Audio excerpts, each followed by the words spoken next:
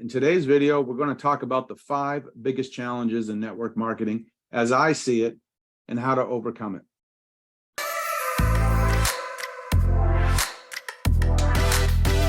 Real quick disclaimer up front, I do this in every video. Individual results will vary. Anything we discuss in this training is simply my opinion, and by all means, we can agree to disagree. This is our agenda. This is what we're going to cover. These are the 5 reasons or the 5 challenges in the industry: mindset, lead generation, finding quality people, duplication, attrition, and then we're going to do final thoughts.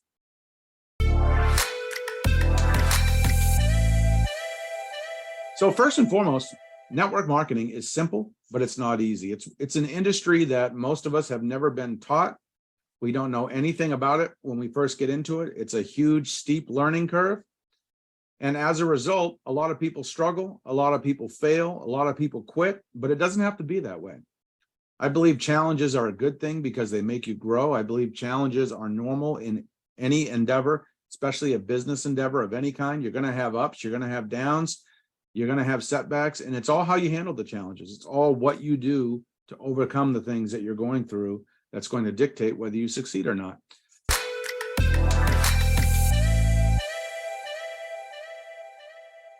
So number 1 is mindset. This is the challenge.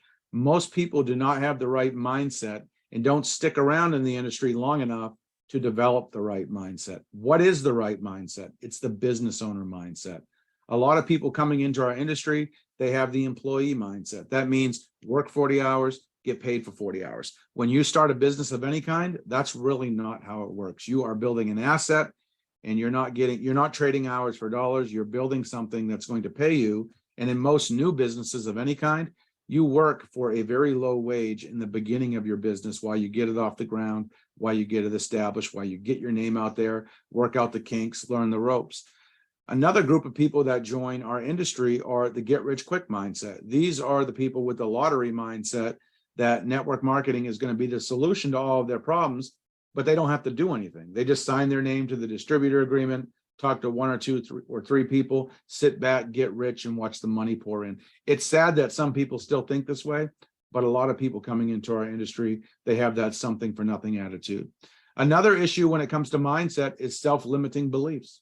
Self-limiting beliefs are basically people who don't believe in themselves. They have worthiness issues. They have confidence issues. They self-sabotage themselves for whatever reason. They have low self-esteem. These are things that can be overcome through personal development. Another thing that I see people is unrealistic expectations. Unrealistic expectations about how many people you need to approach, about how hard you have to work, about how long you have to stay persistent and consistent. And as a result, most people who join our industry, they're gone in 30 to 90 days. And I blame a lot of it to mindset, the improper mindset. So if you want to develop the right mindset, you need to have a mentor. You need to work on your personal development. You have to give yourself time to succeed, and you have to transition how you think. You have to transition from the employee mindset to the business owner mindset. No one's taught from the time they're born to be an employee. No one's taught to be a business owner. These are learned skills. Anyone can learn this mindset if they are deliberate, if they are intentional, and they want to make it happen. Another part of mindset is teaching your new team members the right mindset, the right expectations, so they can be successful in their business. So once you learn it, it's important that you encourage it, that you teach it all the time, whenever possible, so that you can get people in the right frame of mind.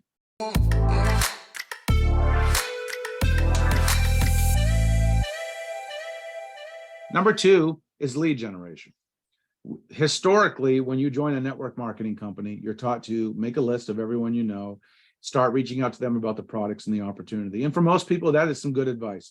That's how most new businesses are started. Someone opens a restaurant, they reach out to all their friends, all their social media peeps, try to get their name out there, get some customers rolling in. You should definitely do that in network marketing. The challenge is most people who come into our industry, they don't have a sales background, they don't have a marketing background. And if they're even willing to make a name list, which most people won't, but the ones that do, once they get through that name list, they don't know how to keep their pipeline full. They don't know how to find more prospects.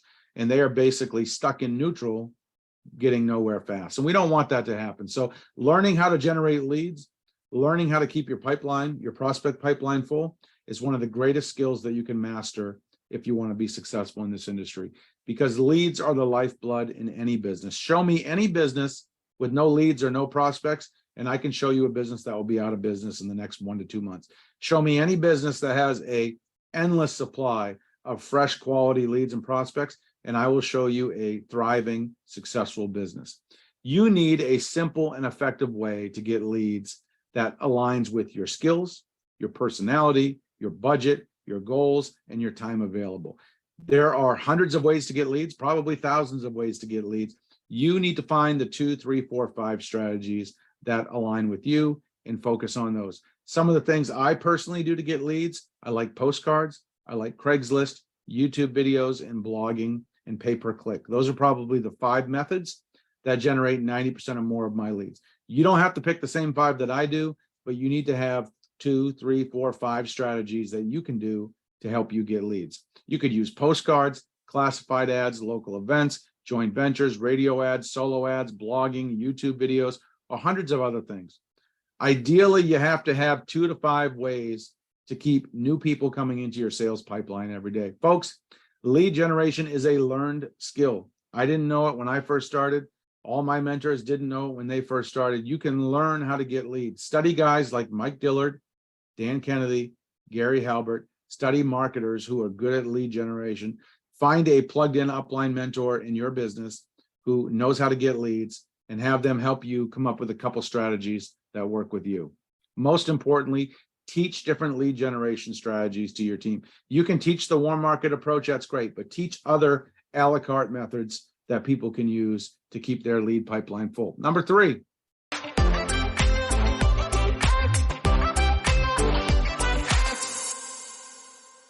Duplication.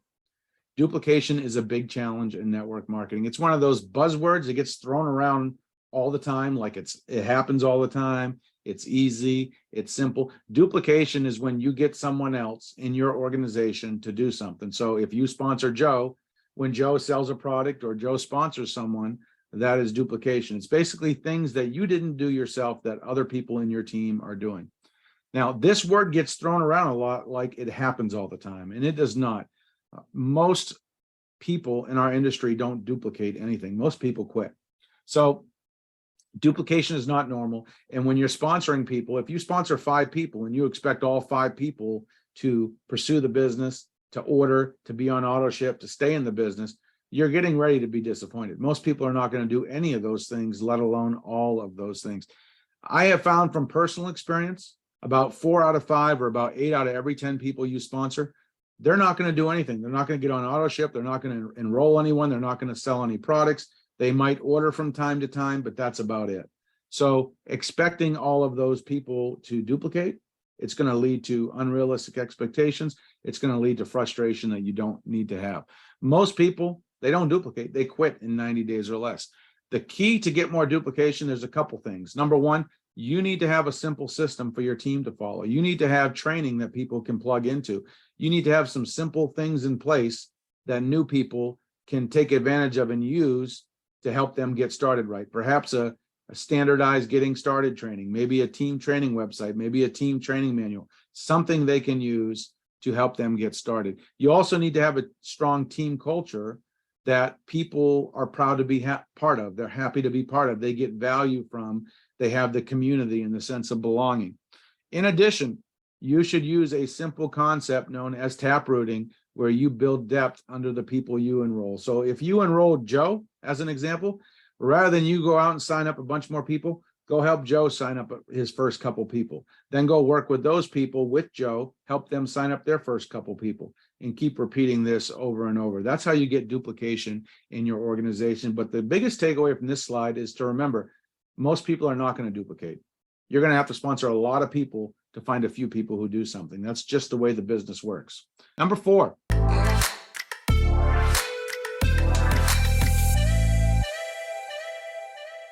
Finding leaders.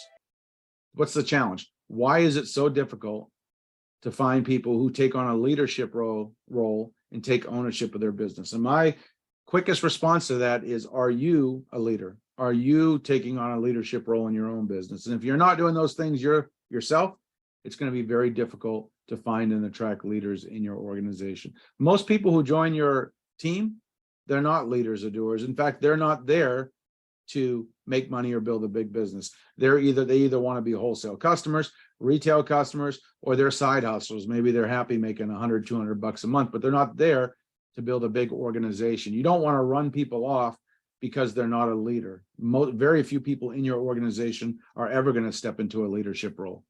Leaders will lead you to other leaders. It's important to know that. Part-timers lead you to part-timers. Customers lead you to customers. Leaders lead you to other leaders. So scan your organization. When you find people with leadership potential or who are showing signs of leadership, those are the people you want to work with. Also, when you approach prospects, you want to reach out to people who have leadership attributes. Maybe they're a leader in a volunteer organization. Maybe they're very successful in their career and they have those leadership qualities. Maybe they're a social media influencer.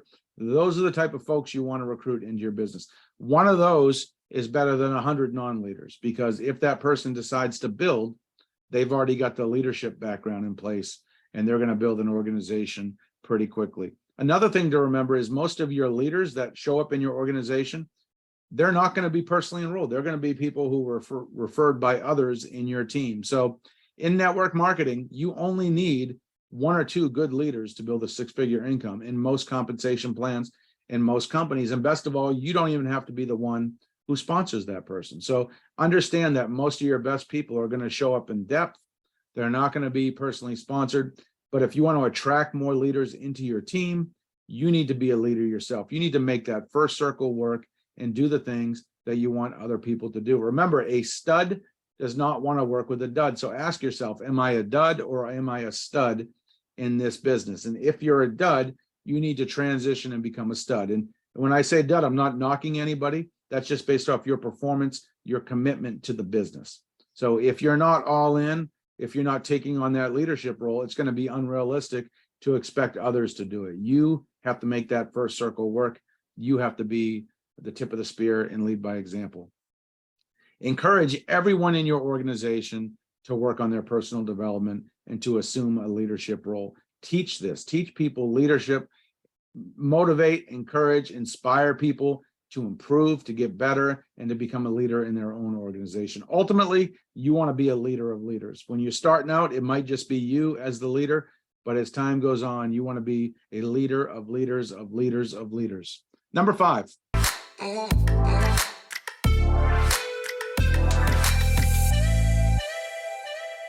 Attrition. Attrition is a big challenge in network marketing.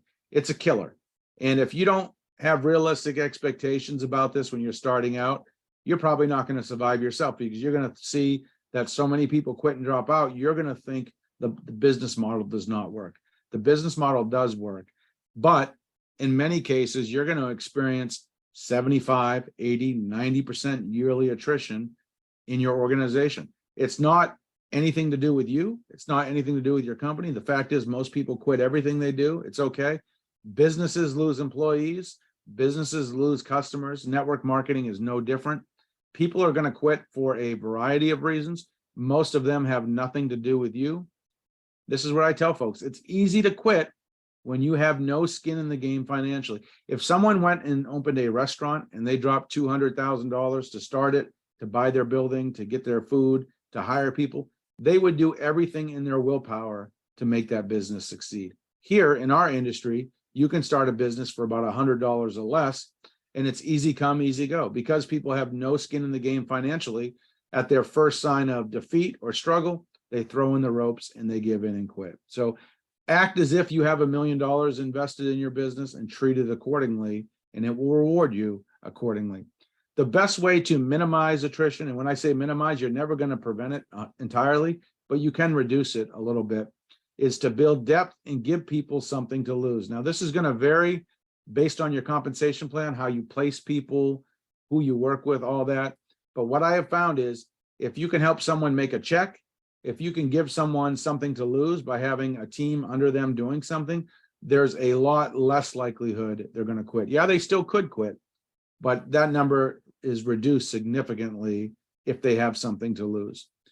Finally, focus on the people who stay and work with them. Instead of dwelling on who quit or who's not doing anything, Focus on the people who are still ordering, who are still producing, spend your time with them. And lastly, even if 80-90% of your team quits every year, you can still build a six-figure income. You can still build a great residual income in our industry. So don't let anyone tell you otherwise.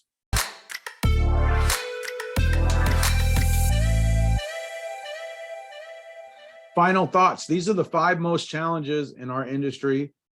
If you plan on making this a career, you must learn how to overcome challenges. To think that you can start a business and not have any challenges or any setbacks, that's unrealistic. Remember, challenges are an opportunity to grow. Don't spend all your time reading, studying, and learning. You will learn more. Remember this one. You will learn more by doing something for an hour than you will about studying it for 20 hours. Let me say that again. You'll learn more about something by doing it for an hour than you will about studying it for 20 hours. So get into activity mode, learn by doing, and realize you're going to look like a fool for a little bit in the business until you learn the basics. Everyone starts out that way. You don't have to be perfect to start, but you're never going to be good unless you do start. So with that, that concludes today's training. I hope it helped. Don't forget to like, comment, share, and subscribe. That'll help our channel out a lot. Check out the links and the resources in the description box below this video. And please check out my other videos too. With that, I hope you have a great day. Thanks for stopping by.